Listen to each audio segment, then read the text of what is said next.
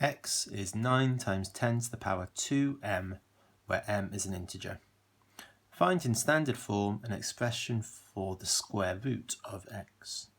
So we want the square root of 9 times 10 to the power 2m.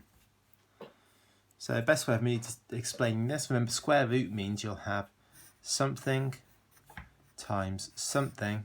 These need to be the same, and that would equal 9 times 10 to the power 2m. So let's just worry about the 9 first of all. Something times something is 9.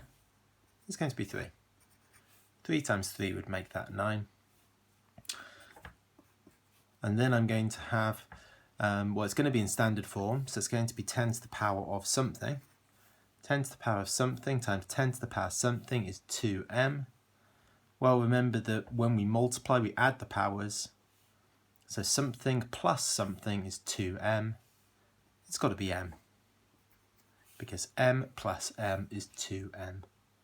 So the answer to this question, the square root of 9 times 10 to the power 2m, is 3 times 10 to the power m. Part B. Y is equal to 9 times 10 to the power 2n, where n is an integer. Find in standard form an expression for y to the power 3 over 2. So y to the power 3 over 2, that means I'm going to square root it, and then I'll get my answer and I will cube that afterwards. Y to the power 3 over 2 is saying square root it and then do it to the power 3 afterwards.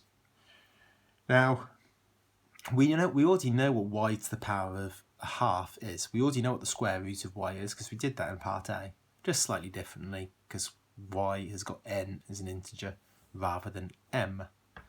So, just going to slightly adapt my answer from part A for the square root of y. It will be 3 times 10 to the power n. That is the square root of y. And then I need to cube my answer. 3 cubed, so 3 times 3 times 3 is 27, times 10 to the power n plus n plus n, because remember when you're multiplying you add the powers, so it'll be 10 to the power 3n.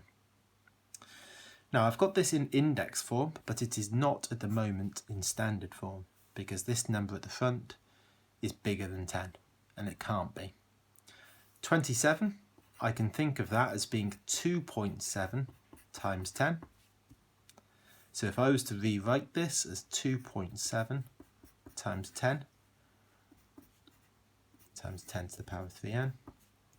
And remember, when I'm multiplying these two together, this 10 here is a power of 1. I'm going to add those powers. So I'll get 2.7 times 10 to the power of 3n plus 1.